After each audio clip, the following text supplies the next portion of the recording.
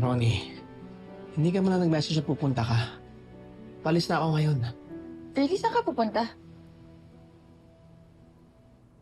Don't tell me pupunta ka na naman ng kulungan para i-check yung criminal ex-wife mo. Hindi ako pupunta sa kanya. Oh, come on. Kilalang kilala kita, Wilfred. So don't lie to me. And please, tigilan mo yung urge mo. Come sit down and eat. Sabi sa akin na may hindi ka daw kumakain tapos sa ibang kwarto ka natutulog. Don't punish yourself dahil sa ginawa ng kagagahan ng Carol Lorenang yun. Papainit ko yung ibang food. Come on, sit down. Ronnie, No. hindi mo ako kailangan intindihin. Pwede ba namang hindi? Ronnie, I know you know what I'm going through. Pero ayoko lang maulit-ulit ang dati. Ayoko mag-expect ka. You know what I mean? Yeah. Wow, right? Kasi kapag sa akin, lagi may expectations.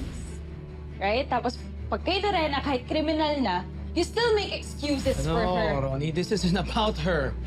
Okay?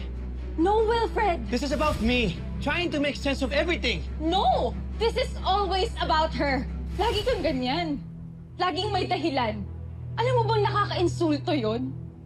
Na kahit nandito ako, nagbibigay ng comfort sa'yo, nag-aalok ng pagkain, inaalagaan ka, wala pa rin kwenta sa'yo. Look, I'm sorry. But I didn't ask you to come.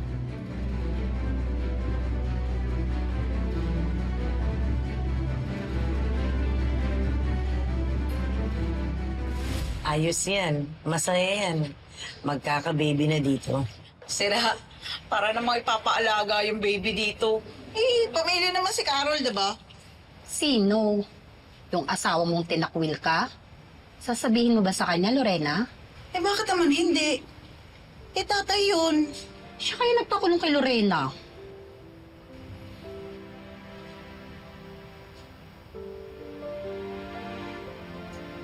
Hindi ko nga alam eh.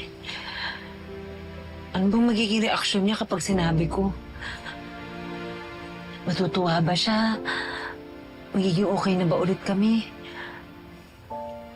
Kakalimutan na ba niya lahat ng kasalanan, paglilihim at pagsisinungaling ko? Pero pag hindi ko naman sinabi, baka isumbat na naman niya sa akin na naglilihim ako. Kaya nga, sabihin mo. Importante pa rin na malaman niya. Kayong dalawa ang bumuo ng baby na yan. Kaya hindi dapat madamay ang bata na yan sa kung ano man ang problema niyo ngayon. Pastor, may dalaw ka.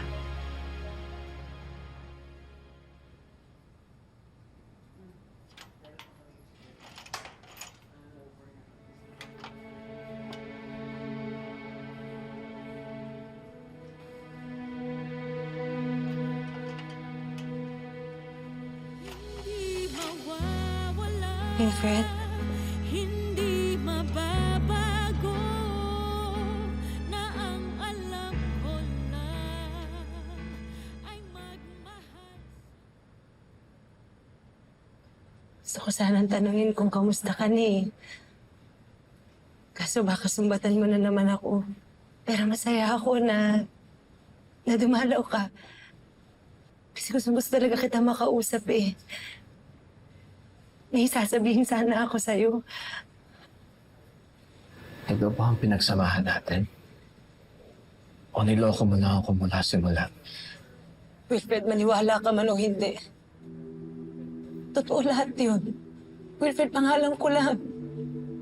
Identity ko lang yung tinago ko, pero hindi yung kalooban ko. Minahal kita, Wilfred. At hanggang ngayon, mahal na mahal pa rin kita. Sinungaling. Hindi yan dapat ang isagot mo sa akin. Sabihin mo sa akin. Sige, ano ba dapat ay sagot ko sa'yo, ha? Dapat isagot mo sa akin.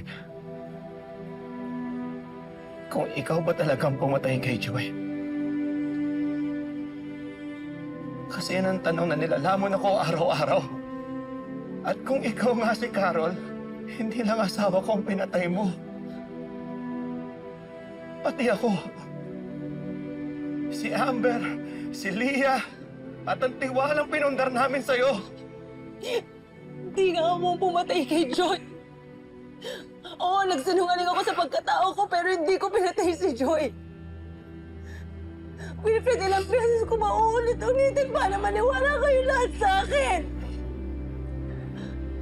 Sa lahat ng sinasabi mo, Yak, sa mga salitang binibitawan mo, hindi ko na alam kung alin ang totoo. Ano po mas masakit? Hindi ko na gustong paniwalaan ka. Inuulit.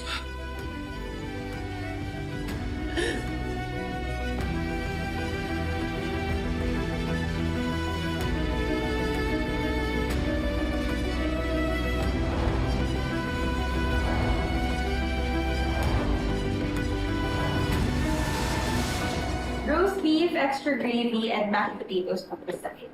Yes, favorite niya yun eh. Nadaanan ko na lang ngayon. Thank you, bye-bye. Bakit sobrang effort mo na naman kay Wilfred? Of course. Wala na si Lorena, sirang-sira na. Kaya wala nang sagabal. Alam kong hindi niya ako mariresist. Talaga lang, ha? So nakalimutan mo na agad na ilang beses kang pinili ni Wilfred na hindi piliin, ha? Shut up. Ako na yung nandito ngayon. Ako yung matino, ako yung kaya niyang sandalan habang gumuguho yung mundo niya. O baka naman mundo mo ulit ang gumuho dahil umaasa ka na naman kay Wilfred. Ang gusto ko lang naman magalit si Wilfred sa babaeng yun. Ipit na siya sa kaso. Hindi na yan makakalusot. Kampihan man yan ni Wilfred or hindi. She better rot in there. Wala pa rin po si Ma'am Amber, sir. Hindi pa rin po umuwi. Ikaw? Ano pa bang kulang para matigil ka na sa kakasumbat sa akin? Ano, gusto mo sampalin mo na ako? Hey, Dad, no! Dad! Madaming transactions si Lorena, a.k.a. Carolina Astor, na hindi pinapasok sa company. Hindi niya magagawa to. Kaya nga niyang pumatay, magnakaw pa kaya? Nagsasabi ako ng totoo. Gusto ko lang kitang makausap. Iwan mo nga ako! Wilfred, buntis ako! Magkakaanak na ulit tayo.